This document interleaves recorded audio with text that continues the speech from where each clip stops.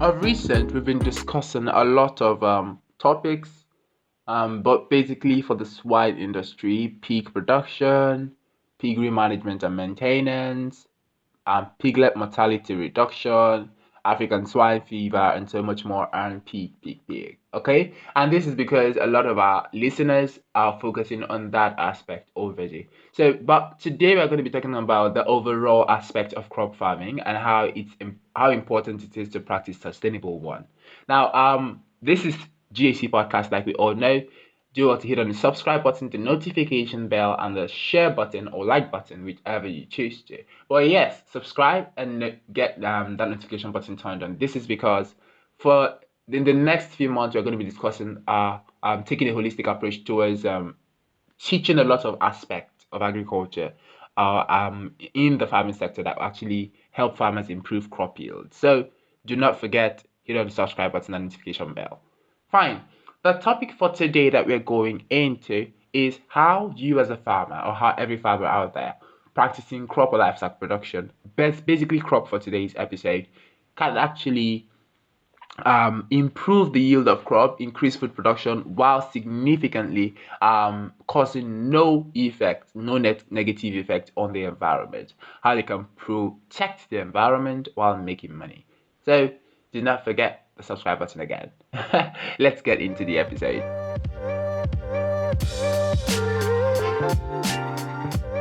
In today's episode, we are going to focus on different areas ranging from sustainable farming, organic farming, rainwater collection systems, crop biodiversity, and a lot of other things that we're going to be discussing on this episode. So let's dive in. So when it comes to increasing food production while protecting the environment, sustainable agriculture is actually a very key concept. Now, sustainable agriculture refers to farming practices that are designed to be environmentally friendly, economically viable, and socially responsible. Now, it involves a holistic approach of farming that considers the long-term health of the land and the well-being of farmers and the community. So, unlike inorganic, unlike non-sustainable, where the farmer only seeks for the present production or present productivity or the present impact, sustainable agriculture focuses on the long-term health of both the land and the well-being of the farmers and the community.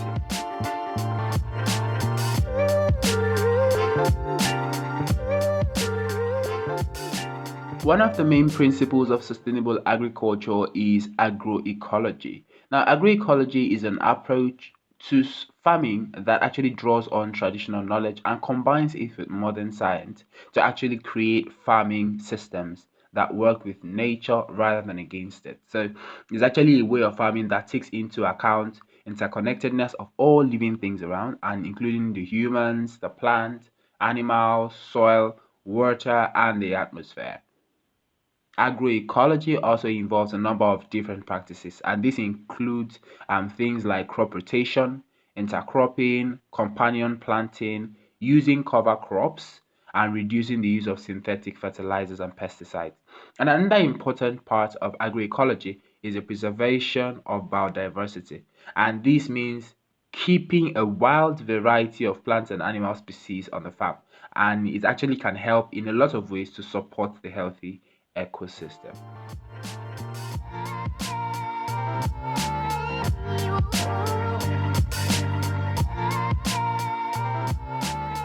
Another concept that is closely related to agroecology is organic farming. Now, organic farming is a type of agriculture that removes or excludes the use of synthetic fertilizers and pesticides, and it focuses mainly on building up a healthy soil and with organic matters like compost. Now, it also emphasizes on the importance of biodiversity and crop rotation as well.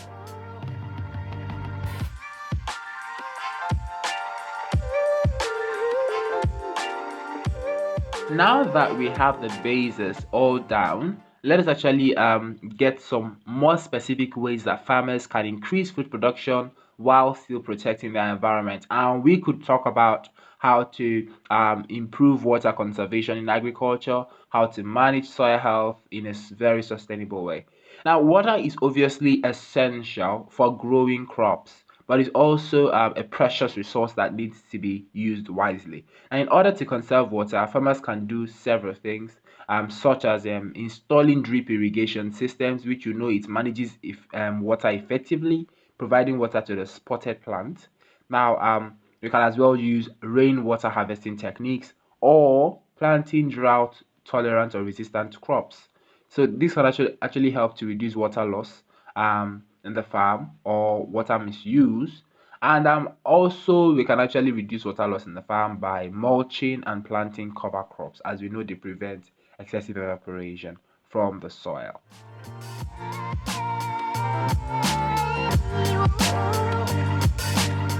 Now we're going to be discussing drip irrigation and rainwater harvesting in a very broad note. And this is actually to help those people who do not actually understand these two terms perfectly to actually get the sense of what the episode is talking about here.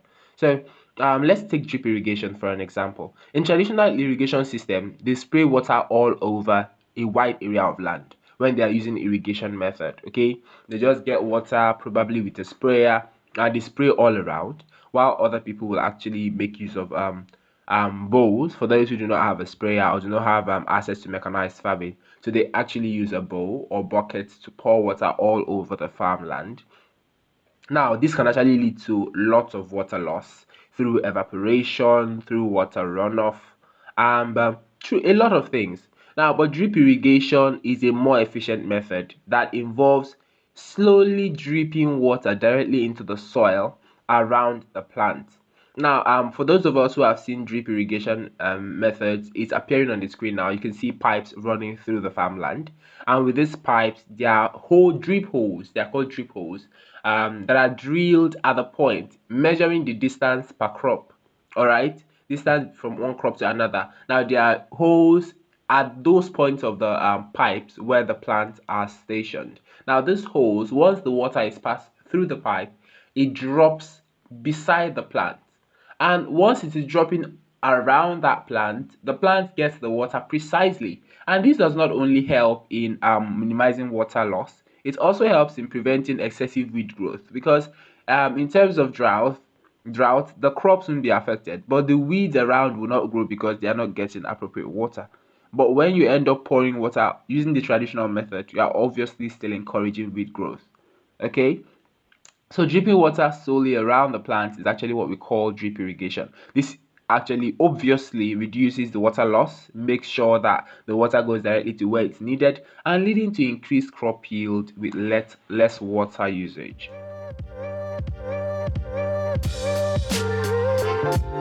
Another benefit of drip irrigation is that it reduces the risk of disease. Now, since the water isn't splashing all over onto the leaves of the plant, it also reduces the growth of weeds as well.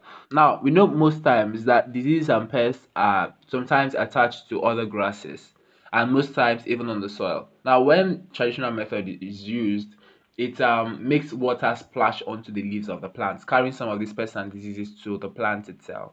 But when we make use of drip irrigation, we actually prevent such occurrence. Now, drip irrigation is more sustainable because it reduces weed growth to a very serious rate, like I said before, and it doesn't wet the entire area around the plant. Now, all in all, drip irrigation is more sustainable to irrigate crops since it saves water, improves crops yield, improves the healthy nature of the crop itself. So it's overall a very sustainable practice.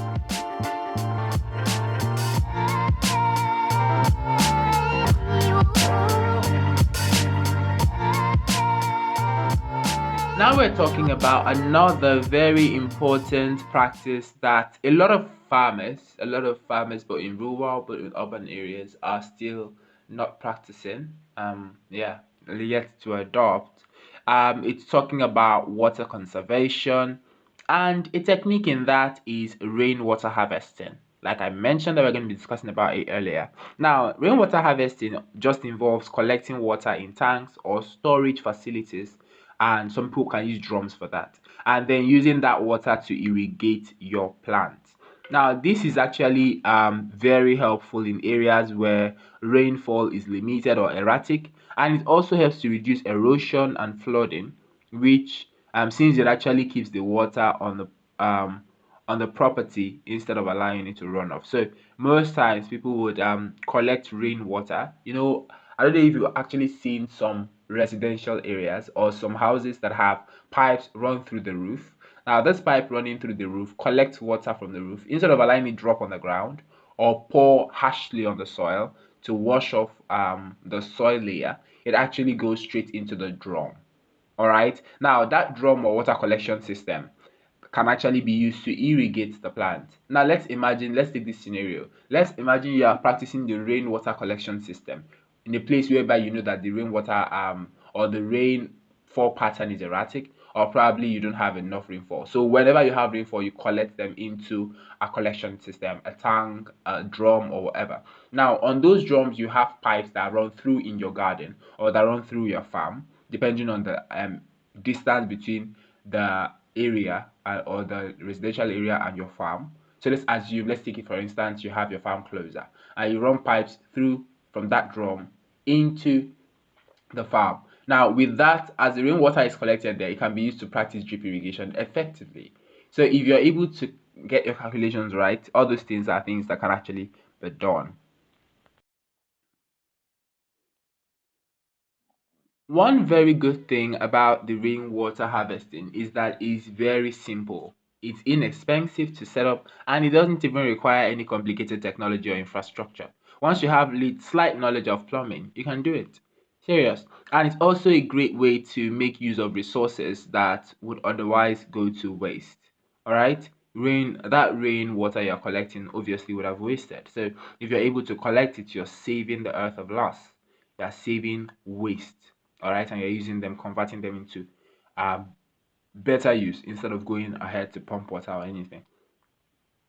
Now, what do you think about the idea of rainwater collection to irrigate crops? I want to get your answer in the comment section. Do you think it's something that you can do? Do you think it's something that is possible within your area? And what do you actually think is the challenge behind that? That if paraventure you might not be able to do it, why can't you do it? All right, let's get to know so that we know if we are to provide um, resources that can actually still help you. Probably more advice, probably do more researches and that. So whichever, let's just know what you think about using rainwater to irrigate crops.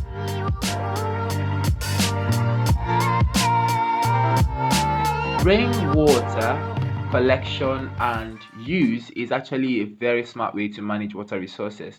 One thing that we should keep in mind is that rainwater harvesting is not possible in all areas also. Now, this depends on the climate and other factors, but for areas where it is possible, please do what to practice it as it is very effective. It's a very effective tool for conserving water and improving crop yield. Another question for us all: in your opinion, what are some of the barriers that you think will actually affect this rainwater harvesting on a larger scale? Let's get that also in the comment section.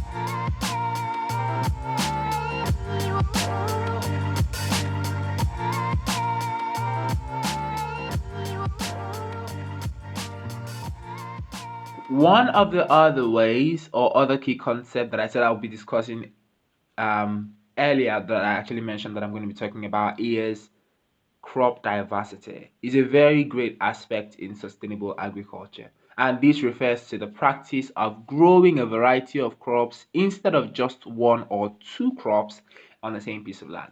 Now, this can go a long way to reduce the risk of crop failure and increase crop yield.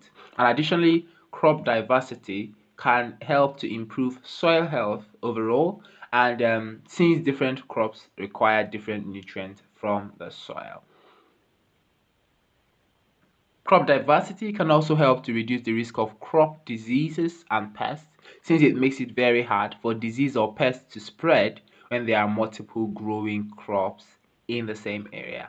Now, I was discussing with someone and we talked about the benefit of planting different crops on a particular space or an area of land, and he was mentioning that it's likely impossible if you are doing it on a commercial scale. What do you think about that? Do you think you can actually still section different crops on a particular area and what do you think are the benefits? As you've mentioned here, obviously, planting different crops on an area has more advantage than disadvantage, especially if you're able to practice it.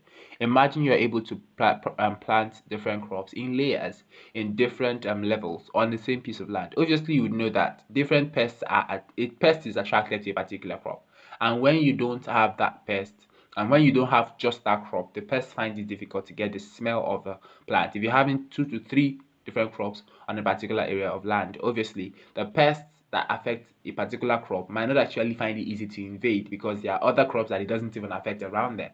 So it actually helps to protect the crop health as well. So if you're practicing it, there are several other benefits if you're able to actually do that. Now, also practicing crop diversity can help to reduce the need for pesticides. Now, we're talking about sustainable agriculture here. We're talking about organic farming here. Now, we know it's that which involves the no use of pesticides. So, if you are practicing crop diversity, it also helps you prevent the use of pesticides since a more diverse crop mix is often more resistant to pests. Now, additionally, crop diversity actually helps to promote pollination. This is because different crops attract different pollinators. So you're having different crops there. Obviously, several pollinators will come on to pollinate your plants, causing fruition or making your plants fruit or produce effectively.